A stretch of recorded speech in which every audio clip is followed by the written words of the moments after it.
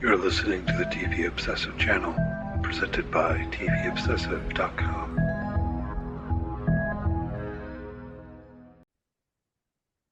Okay, welcome back to the TV Obsessive podcast. We're here today for episode 72. As always, my name is Cameron Crane, the executive editor for TVObsessive.com, and I'm joined by Ryan Kirksey, writer and contributor for the site. How you doing today, Ryan? Doing very well today.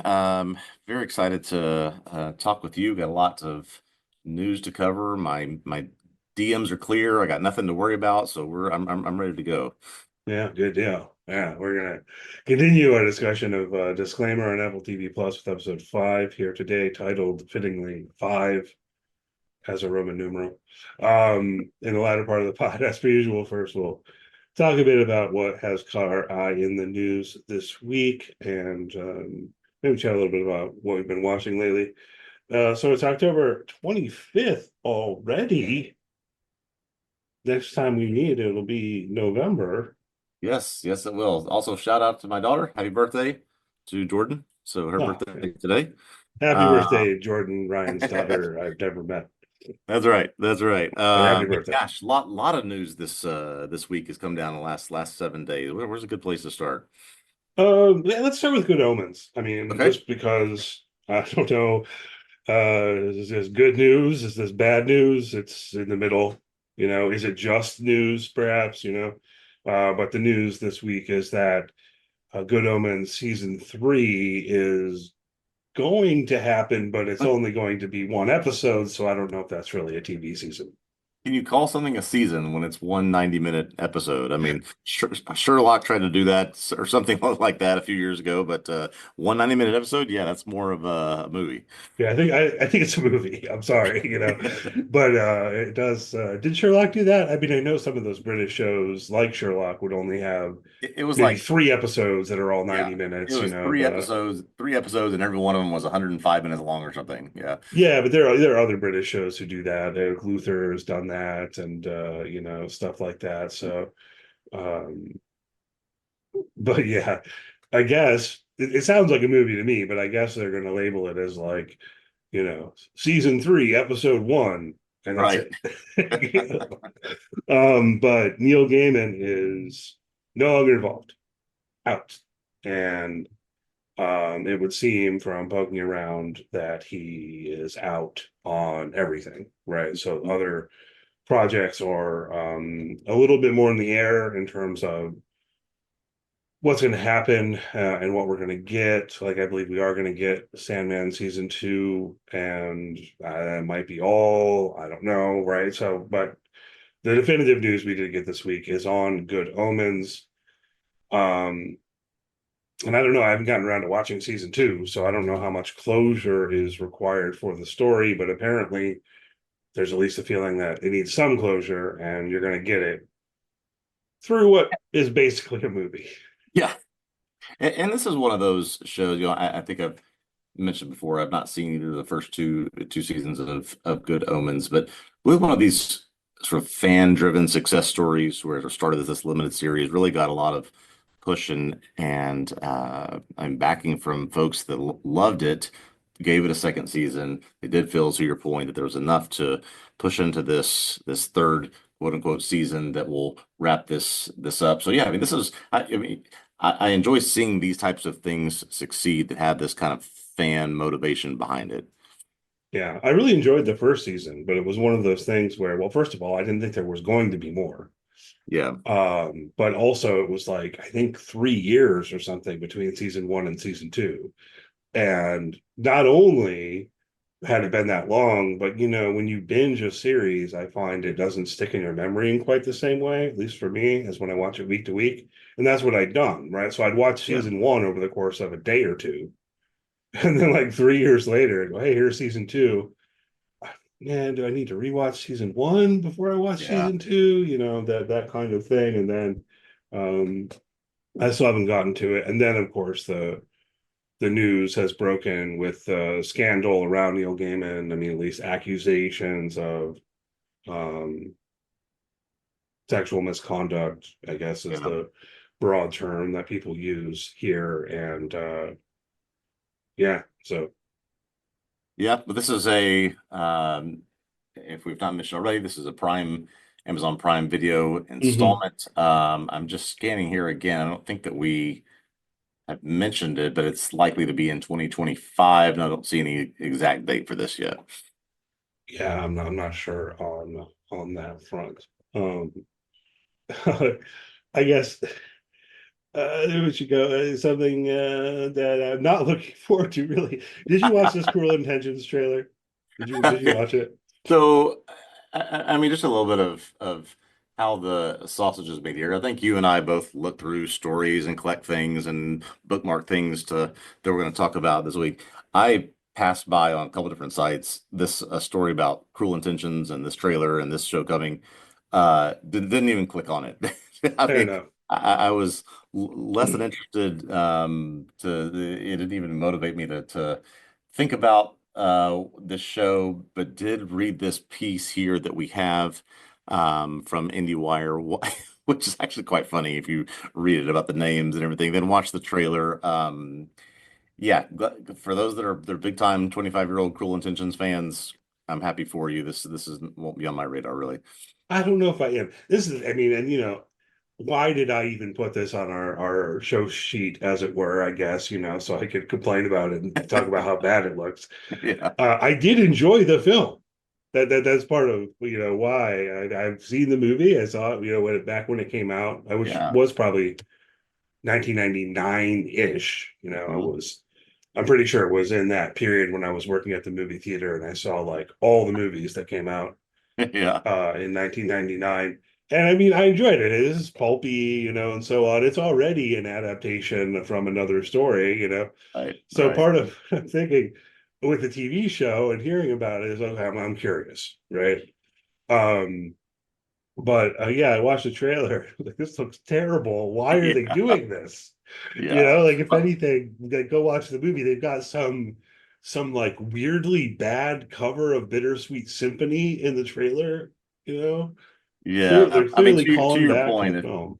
if you're a certain age, the age you and I are, this was a seminal movie when it came out. I mean, everybody saw it. This had the hottest, young actors and actresses at the time when this debuted. Yeah, just we went That 25 years. We could have gone 25 more, I guess is what my point. maybe that's the big thing that felt lacking in a certain way. It's like, Yeah, where's the sizzle, man? yeah. So I don't know. My recommendation to the youth would be just go watch the movie. And also, like, how is there enough story for this to be a TV series? I don't know. I just wanted to complain about it. Um, Other things we are more excited about. We can go to that series does come out pretty soon. I think next month. Yeah. Or Your February. Thanksgiving break, you can fill it with Cruel Intentions if you want. If you are so inclined, That's right. I mentioned the Bittersweet Symphony cover because I thought it was very bad in a way that was analogous to how the show looked bad in comparison to the movie. It was like, what if we took this movie, which is actually pretty good for what Yeah, it is, this kind of pulpy, whatever, if that's the right word. What if we made that and just made it like two steps not as good? yeah, It was just what it was lowered the quality by like two notches. yeah, Anyway, yeah. sorry.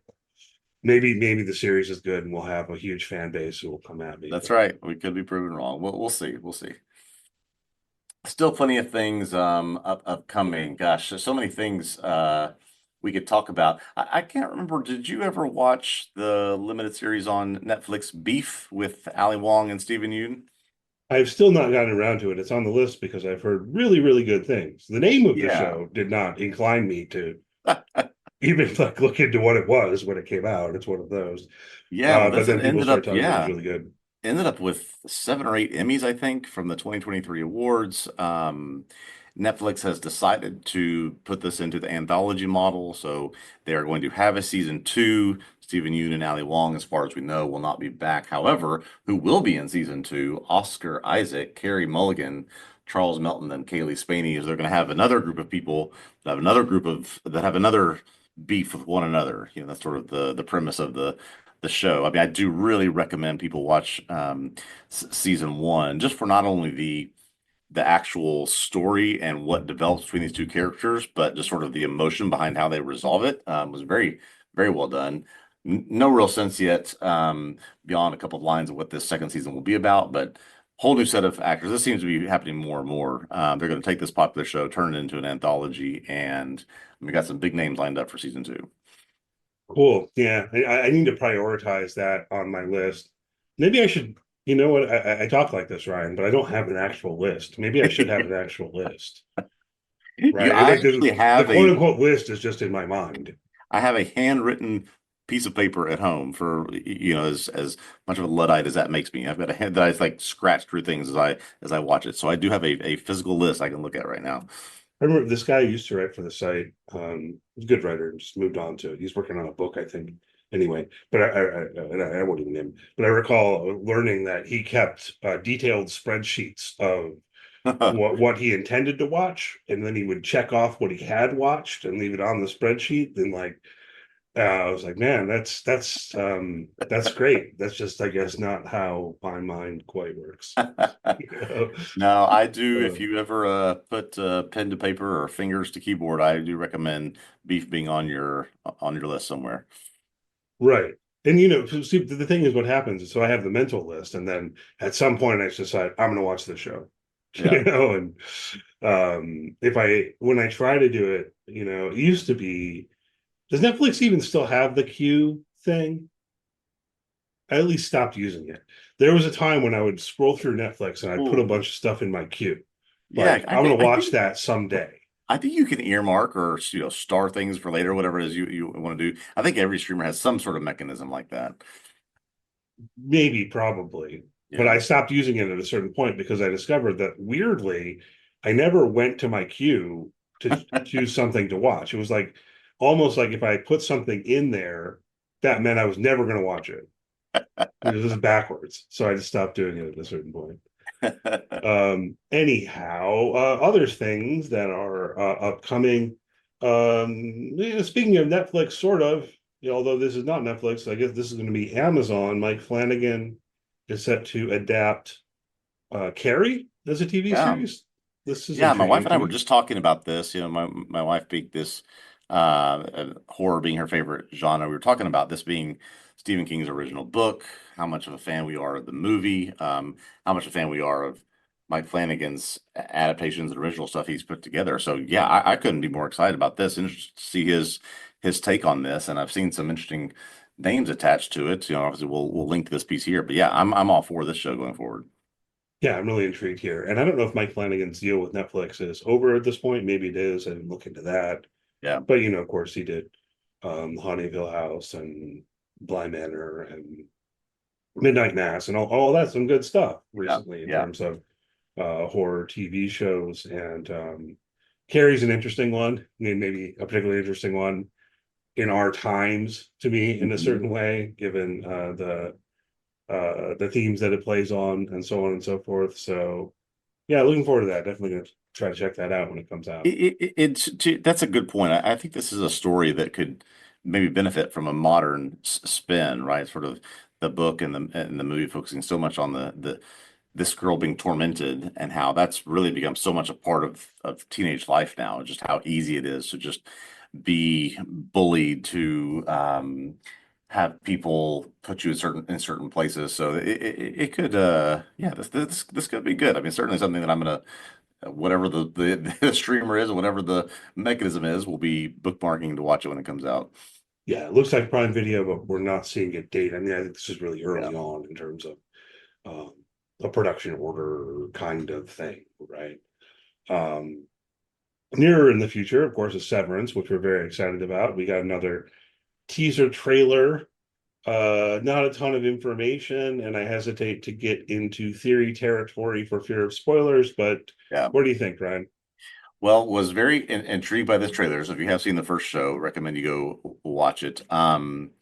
Also introduces to us to some new characters without any context that we're going to Mhm. apparently meet in this second season, which could be quite interesting. I mean, yes, I'm was already all in on this show, and then just I don't know. It's one of those things where like when you see certain characters again, and you see their mannerisms, and you sort of get to revisit who they are in the context of the show. Yeah, it just was making me very excited for January to come and have this show back. Yeah, me too, for sure. And not a lot of information, but that's good too. Like I don't Yep. really want them to be giving too much information in the trailer for season two, but there's just enough in there that if I wanted to dive into speculative theorizing territory, I Mhm. could. And I think I'm just not gonna. No, Um, no, it's but we will undoubtedly be covering this. So you've got until mid-January to go watch Severance season one if you haven't already. I yeah, I think it's January 17th, something like that. I have to think double that's check right. that. Yep, yep. No, very, very excited about that. That's coming soon. Another show I think we talked about this when it got a green light. But on Showtime, we haven't talked about much Showtime or Paramount Plus lately. Mhm. Um, a a sort of reimagining of a French spy show. This will be called The Agency, coming to Paramount Plus with Michael Fassbender, with Richard Gere, with Jeffrey Wright. I was excited about this even before and did not realize Richard Gere was in it. This did make me think about our conversation from last week about the model of movie stars going into television. It's like, oh, I haven't Mhm. seen Richard Gere in a while. What's he been up to? Well, he's now, alongside movie star Michael Fassbender. This trailer looked extremely good for me. I don't know if you saw Michael Fassbender's The Hitman on Netflix. It seems like a very similar sort of dark role for him. I'm excited about this. Apparently, the French show is amazing, and I don't know what ties there will be to that, but yeah, spy show like this with sort of a dark corners to it. Sign me up. Yeah, it looks very good. And I haven't seen the Hitman, the Michael Fassbender, but I've seen him in other things. I've always enjoyed him. Cast here is great. I don't know how much Richard Gere will be in it. It Yeah, almost seems like we're like, here's all the stars and Richard Gere. right. So I don't know. I kind of got the feeling from the trailer Richard Gere might be, almost the uh top muckety muck in the Yeah, shadows that yeah, you see every once in a while or something like that. But yeah, I mean, as far as this kind of show goes, a kind of spy thriller, it looks great. yeah. There was a lot there were a lot of Richard Gere sitting behind a desk, talking to people. So that may be all we get of him, when he gets to get involved. Yeah, that's the vibe I got. Could be Yeah. wrong. You never know. You never know. Um, Also, I guess Paramount Plus went ahead and renewed Star Trek Starfleet Academy for season two already. Season one isn't out yet. Yeah. So I mean, I guess that bodes well in terms of how good they think the show Yeah. is or is going to be. And then also with this, a casting announcement that Tatiana Maslany will be in the show, which that kind of excites me, I suppose. Yeah, I know you've have exposure to her from Orphan Black, I believe. She was most recently She-Hulk on Hmm. in the MCU. Yeah, I saw an interesting. I don't remember where I read this. I would cite it if I could. Interesting theory about all of this Star Trek property that Showtime and Paramount have as part of their roster that th they will keep pumping this stuff out because there are X number of million fans who just love Star Trek and will watch all Star Treks. They can keep giving this content to them. People will keep coming back to their service for it. That's how we've seen so many different shows. There's still, I believe, movies in production. There's the animated series that has come out. So yeah, I don't think we'll see any slowdown of you may say, oh my gosh, this market's oversaturated with Star Trek stuff. Well, there are a large percentage of people that really love these shows. Yeah. What feels more odd to me is that it seems like they aren't running for tons of seasons, but rather they are ending one and then starting another more than I might have expected, right? Yeah, Like I believe Discovery is over at this point. yeah, Lower Decks is ending. Um, and I said, to be perfectly honest, I haven't watched all this stuff. I've fallen behind. I've started thinking for some reason, reading this article in particular about Starfleet Academy, I started thinking, maybe one of these days I should just catch up on all of this Star Trek I haven't watched, which is a lot of seasons of shows at yeah, this point, yeah. right? I watched the first season of Picard Yeah, I was gonna when say it I'd have came to go back out. to Next Generation to catch up. I don't think I even finished that show. That's the thing is that what I am particularly a fan of is the Next Generation Deep Space Nine and Voyager. And like Deep Space Nine, I might almost think is the best Star Trek. Yeah. And then the next one they did after that was Enterprise. And I tried and just went, no. I'm not going to put all of the blame on the theme song, but it gets Yeah. some. It gets some of the blame. It's very bad. But, so I kind of quit at that point. Then Discovery came out and I watched the first season of that Hmm. and I didn't love it. I just thought Yeah. it was kind Yeah. of okay. Picard, I was excited about because, well, it's precisely a continuation of Yeah. 1990s Trek with those characters, and it was all right. So it's Yeah. like I just haven't gotten back into all of this stuff, but I am particularly intrigued, I guess, by this Starfleet Academy show. And I don't know. I don't know if one could just jump in there or if you need to know stuff from these other series I haven't stayed up to Yeah. date on. Great, But great question. And I have no way to know, but yeah, I'm not even sure where it fits into the timeline. nor do I, but I do think the premise sounds interesting of you are training as opposed to, well, we're on another ship, explore more planets. You are a group of cadets training to be part of Starfleet, at least maybe an original spin on all of this. Yeah, should be interesting. Let's see what else. We have a few more things here in your list. Jerry Springer. Yeah, last thing I wanted to mention was just I don't know, again, another maybe generational thing that you and I grew up with. It was pretty prevalent everywhere was the impact of the Jerry Springer show. This was a show that ran from 1991 to 2018. Really was, part of the monoculture in the 90s. Just the wild antics. I won't make you pick between some of your favorite episodes that they list here, like Married to Your Dad, but I Want You Back, or I Slept with 251 Men in 10 Hours. I mean, Jerry Springer was the bottom of the barrel of all these daytime talk shows that existed back then. But he's going to get a documentary on Netflix coming in January, two-part documentary it looks like. It's going to dive deep into controversies, why this happened, how this happened, how this sort of permeated the culture. I'm more just sort of morbidly interested more than anything. Well, I'm interested too because when I've seen interviews and such with Jerry Springer in other contexts, he seems like a very kind of even keeled, reasonable fellow. He was the You mayor know, of Cincinnati. yeah, right. But then and the show seemed to just intentionally. I mean, like it felt to me like they're trying to get people to fight. Yeah, You yeah. know, throw chairs at each other and stuff like that. And apparently that's what Um, this documentary will get into is the reality versus the scripted nature of it, how much they were trying to be salacious just to get people to watch or tune in or get imagine Jerry Springer now with social media. I mean, my God, it'd be all over the place. what's interesting though is that I actually can't imagine Jerry Springer being on now. I feel like he would very quickly get canceled, as the kids say. Yeah. But this is problematic television, right? I mean, the 90s were a wild time. Like, how was Oh that yeah. even? It was just on the air in the middle of the day, every day, I never watched it all that much, but no matter how much or little you watch Jerry Springer, everyone knew about Oh what yeah. Jerry Oh, Springer was. you knew if you'd never seen, you knew. Well, they're going to dive into that world January 7th, 2025, two-part documentary airing on Netflix.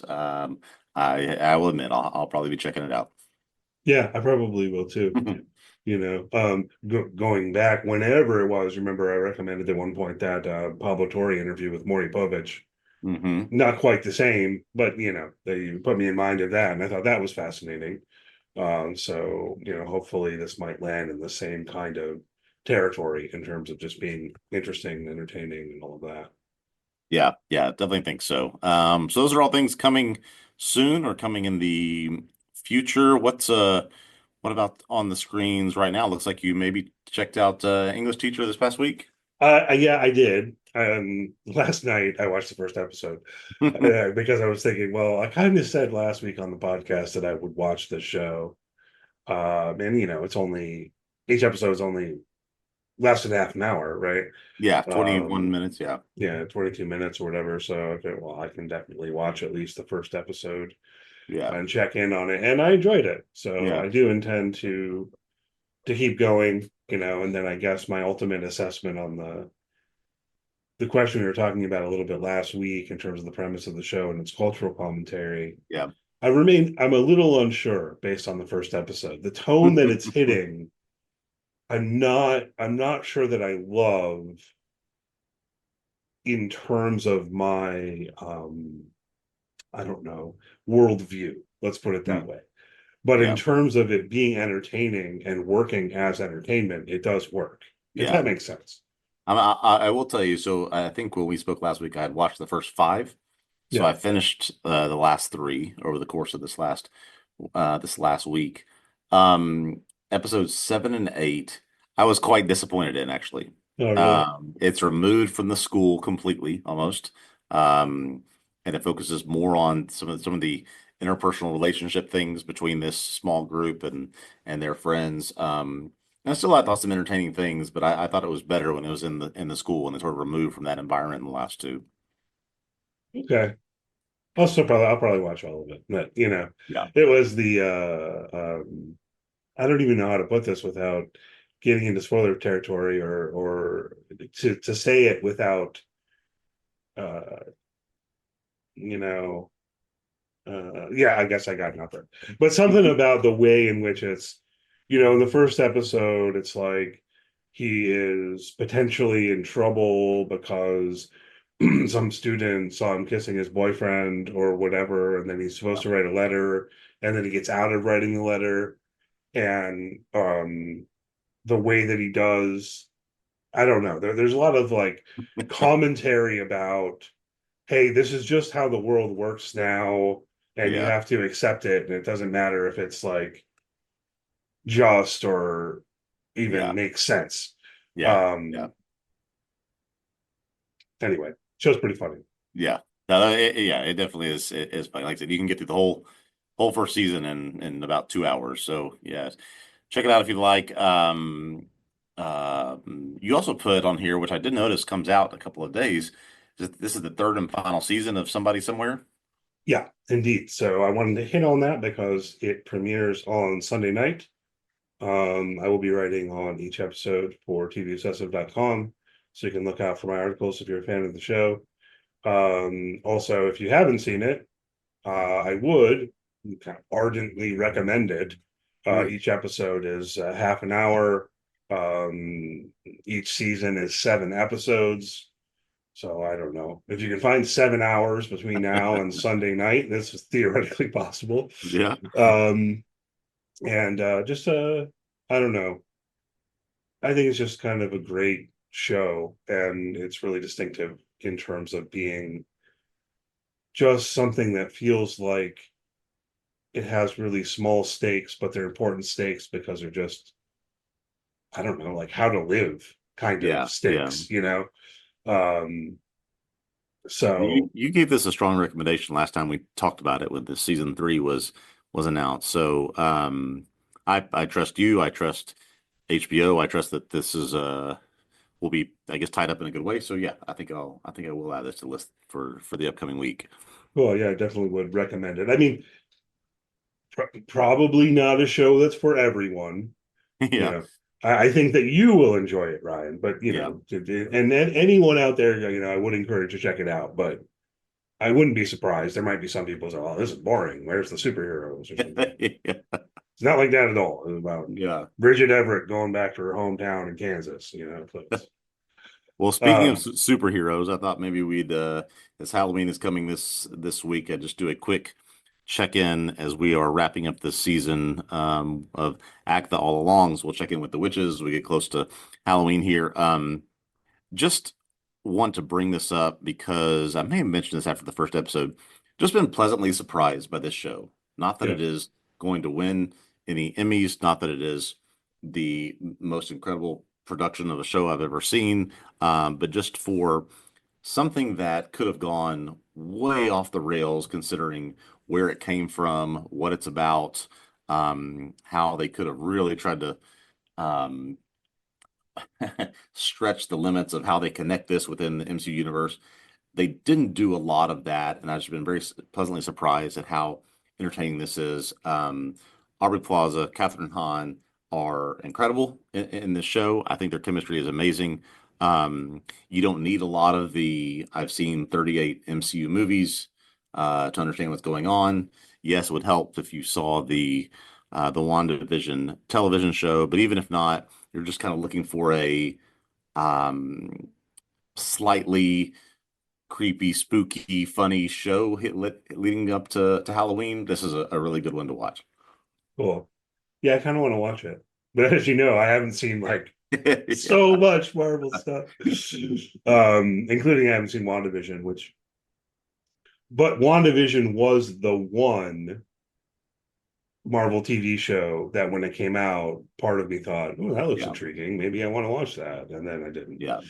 Um, WandaVision, anyhow, WandaVision is the most innovative thing, certainly on the TV side, but maybe even altogether that Marvel has done. Um, and they just did a good job tying these things together where it's not forced down your throat. There are some connections that can be made, but you're not going to be lost. The episode that really connects the two happened this past week, but you wouldn't be lost if you hadn't watched WandaVision. right on. We'll see. We'll see if I actually Yeah. maybe someday come back in a couple of years and like, hey man, I watched WandaVision. Yeah. Um, but I'm glad to hear that that show is good. Again, I am a big fan of Catherine Hahn and I am a big fan of Aubrey Plaza. And so, when I see stuff, I see screenshots and stuff on social media, and part of me is like, oh, that looks cool. So we'll see. But glad that it is going well. And there's what, like a couple weeks left of that, I think. Actually, so this coming Wednesday, they're doing the last two episodes Oh, okay. together on October 30th, and that will be it. All right, cool. Okay, well, let's talk about disclaimer, I guess. We're on to episode 5. Hopefully, you all have been listening along. If not, you can find our previous podcasts. There's one on the first 2 episodes, which aired at the same time, and then on the second 2, which aired at the same time. So it's our 3rd week on the show. Only one episode released this week, episode 5, titled 5. And yeah, we're going to dig into it. Spoilers will be on the table for everything in disclaimer up through this point on the other side of a brief musical interlude, and we'll be right back.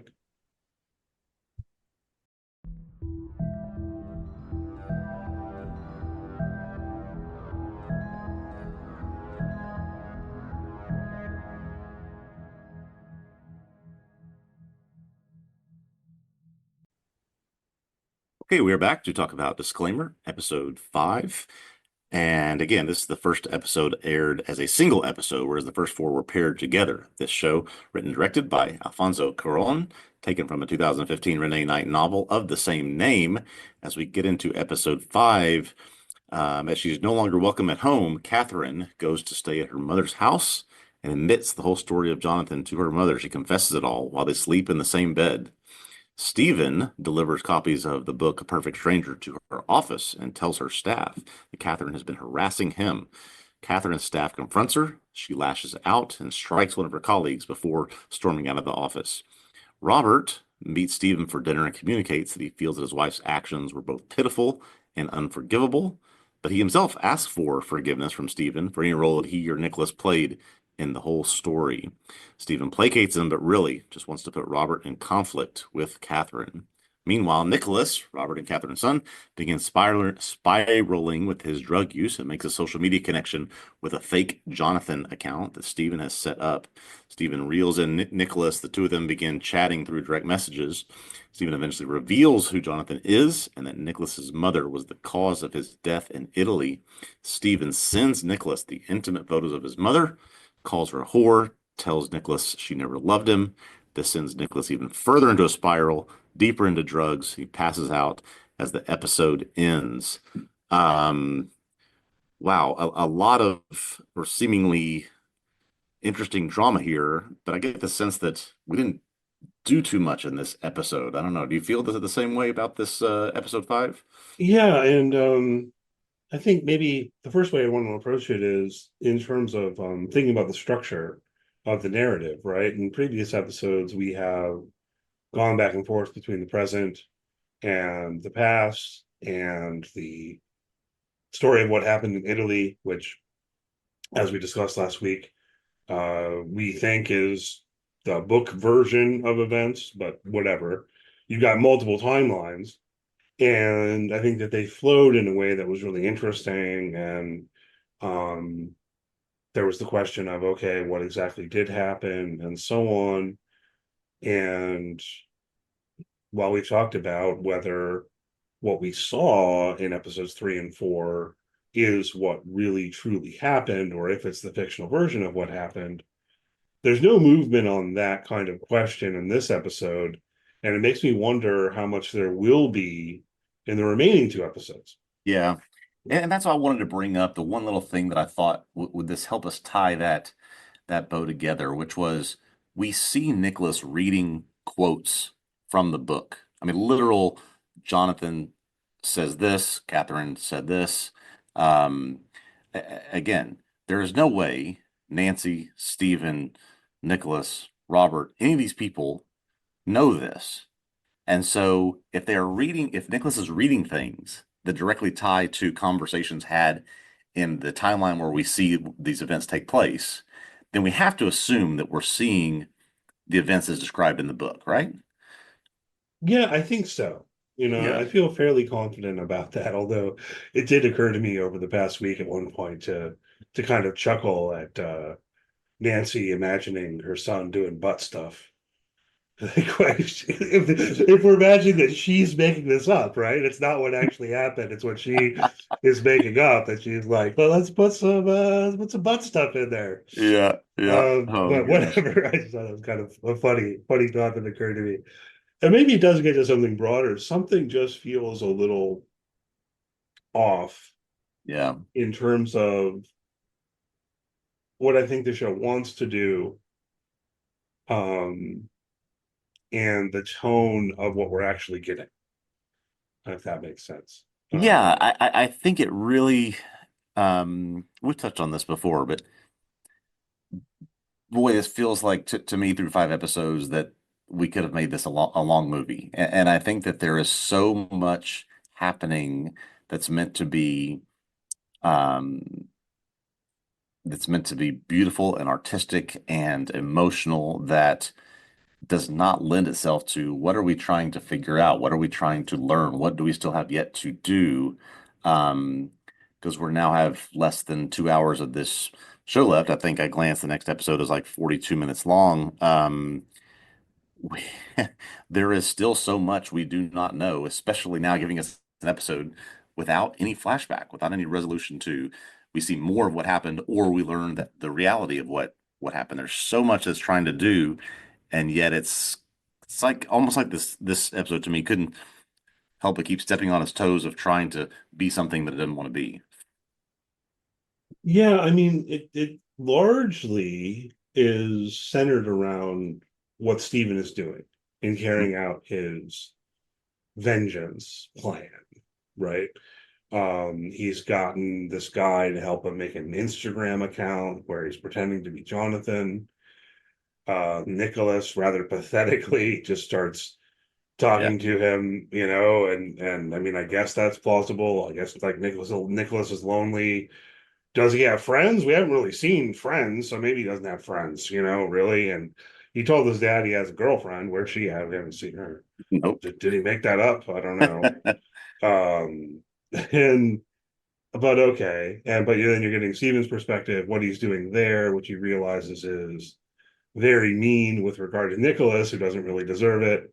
But who cares, because Catherine really, really deserves it, right? And he also goes to her workplace, and um, those scenes didn't really work for me.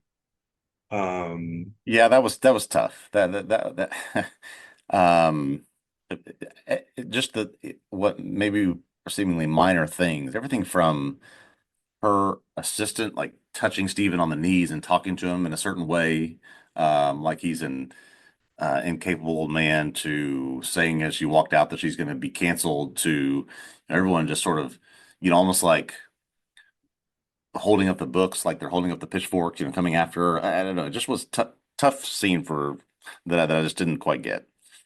It was of every, I mean, so by and large, through 5 hours, let's say ish, through 5 episodes, I've thought, if nothing else, this series is very well done. It's very well directed. It's very well acted.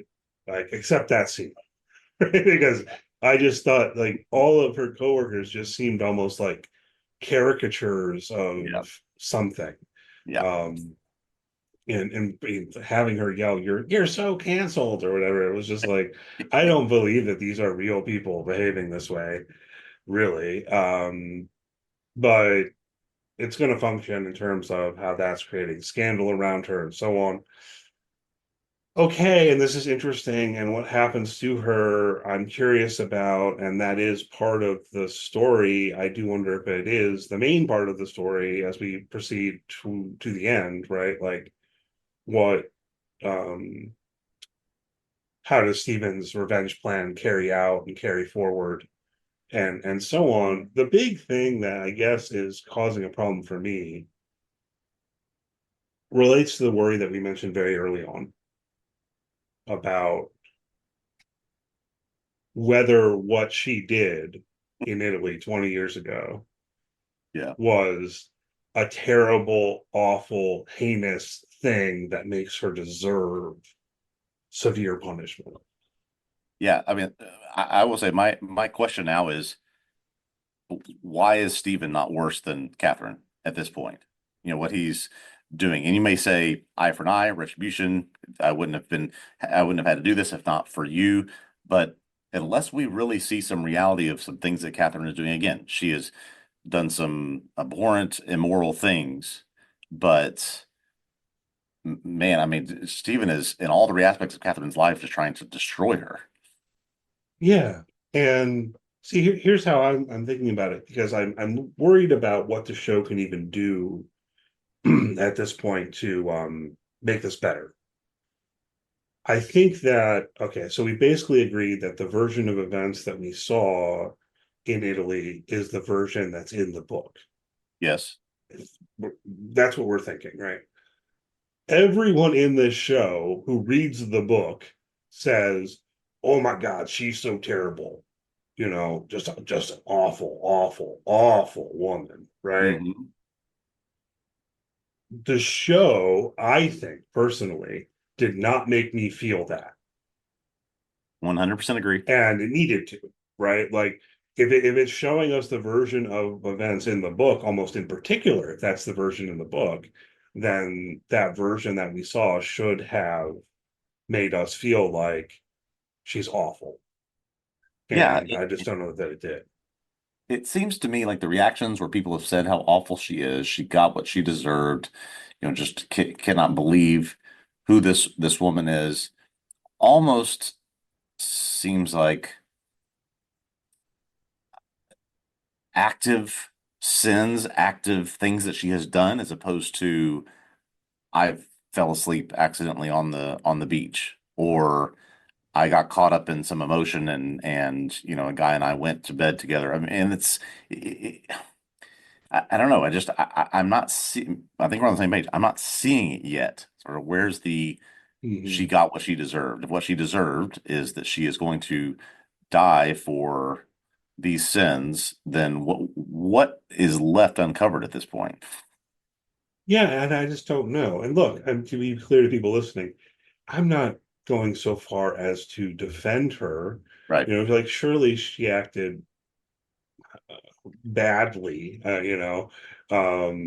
maybe I'm supposed to feel a little bit more along the lines of neglect for the child Nicholas, leaving him on the beach to go hook up in the Yeah. bathroom. And I mean, like, that's there, but I feel like what the show wants to do is to hit that note where we're agreed that what she did was something heinous, Mhm. but then also kind of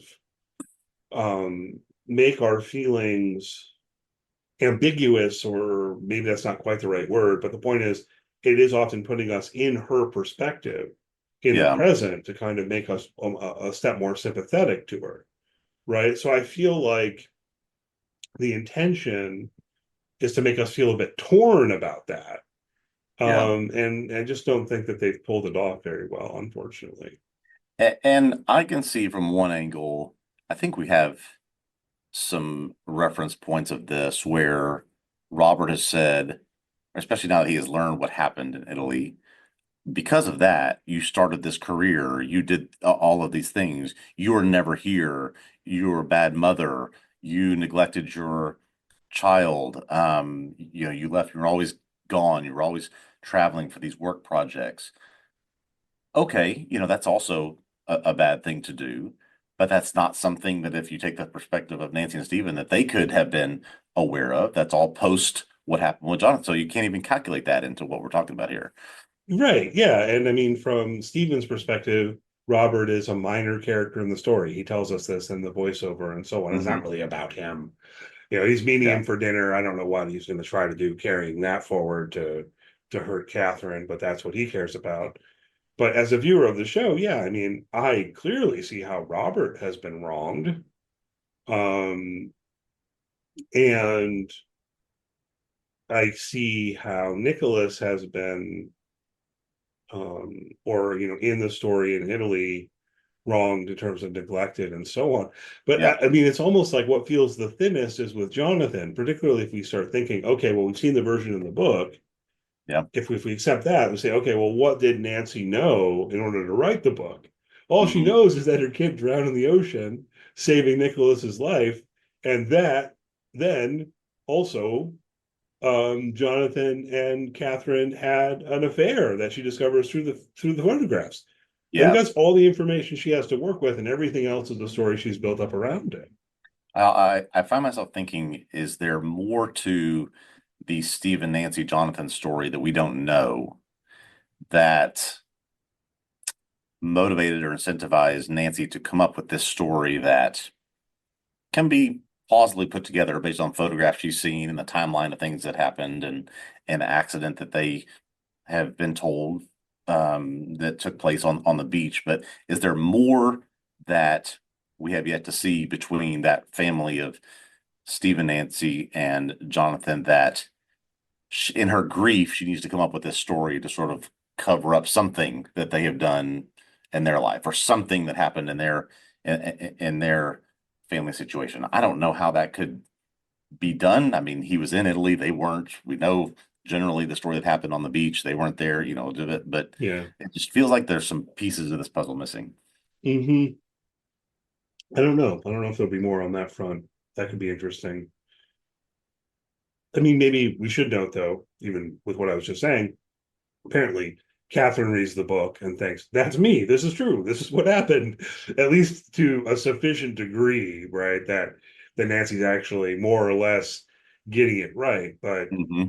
I have to imagine that she is in her grief and anger spinning it in the most negative way possible against Catherine. Yes, yes. Um, whereas, you know, almost particularly at this point, now that Stephen has um, told Nicholas, now that Nicholas Yeah, knows, now that Catherine can no longer protect Nicholas from this story, right, right. um,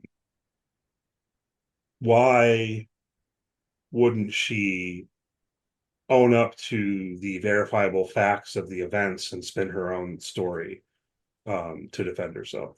Yeah, and I mean, I guess there's something to be said that Nicholas wants absolutely nothing to do with her. Never wants No, to, never wants to talk to her. But I just find myself, certainly because of what he goes through in this episode, what it leads him to do. It's like Nicholas is a victim in this story multiple times over. Like, yeah, why, Stephen, are you resorting to this level to just drive a wedge between Nicholas and his mom that's really already there? I mean, maybe he's not aware that it's there, but it's like you are. Does he know how much of an addict Nicholas is? I don't know, but I mean, you're putting someone else's life in danger.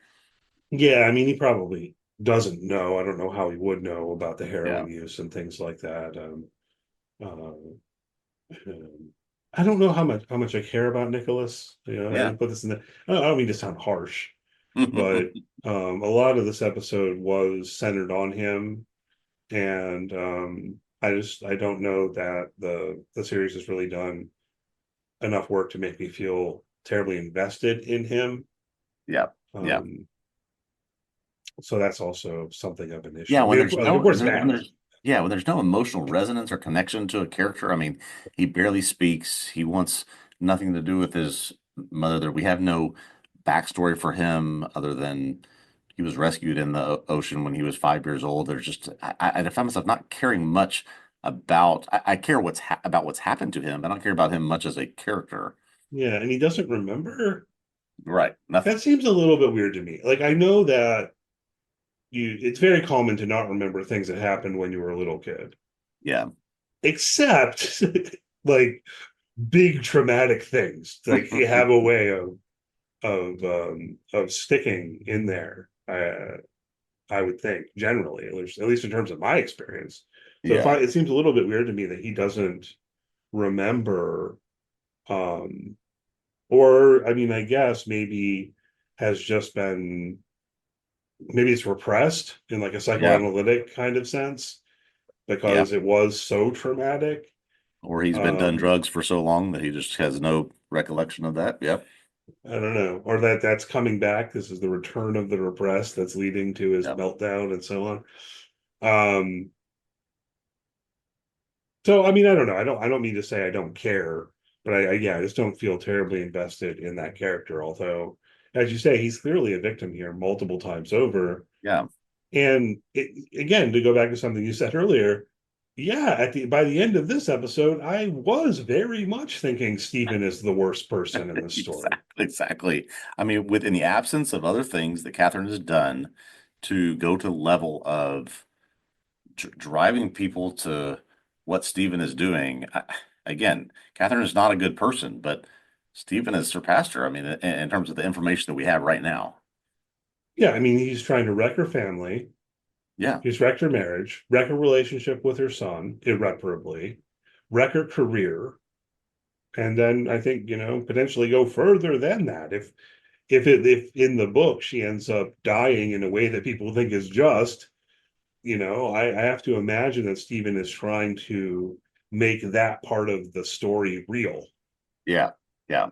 Yeah. Yeah. It gives that sort of confirmation bias that what I'm working towards is right because people have seen this and have justified that she deserved all of this. Mhm. And yeah, so where is he headed with all of this? It's almost like, okay, if your goal is just to destroy this person's life and every aspect of it, well, you succeeded in that, but apparently there's still more to go. If Yeah. we do in fact believe that she's going to get what she deserves by dying, it's like I don't know how Catherine can catch up in the immorality race between the two of them at this point. I don't know. I am very curious to see what happens in the final two episodes, and we'll continue. We'll push through. Yeah. I'm sure everyone can tell we're a little bit on. It's a little souring on the show a little bit here with episode 5, but it's also on that front that I kind of meant, Ryan, that in terms of spinning her own version of events publicly, because at this point it's going to come to that. It's becoming a public scandal. They're releasing the video of her in the office, right? It threatens to wreck her career, her professional life, her ability to make money moving into the future, right? Exactly. It Yeah. almost feels like she's going to have to come out and say, look, and they're like, okay, let me try a version of this, and cutting to the problem of how bad is what she did. Mhm. So like if you spin it um as best you can in her favor, she could say, okay, 20 years ago, I was in Italy. I met this young man. We ended up having an affair. Of course, I shouldn't have done that. I know that that was bad. But he heroically saved my son, who had gone out to sea and tragically died. And um, I just felt that this was something I couldn't tell my husband or let the world know about. And then along comes this guy who sends me a book about what I did, and Hmm. receiving that book is a threat, you know. And my son doesn't know about this, and I'm trying to protect my son. Yeah. So, just kind of explaining why she's behaved the way she has.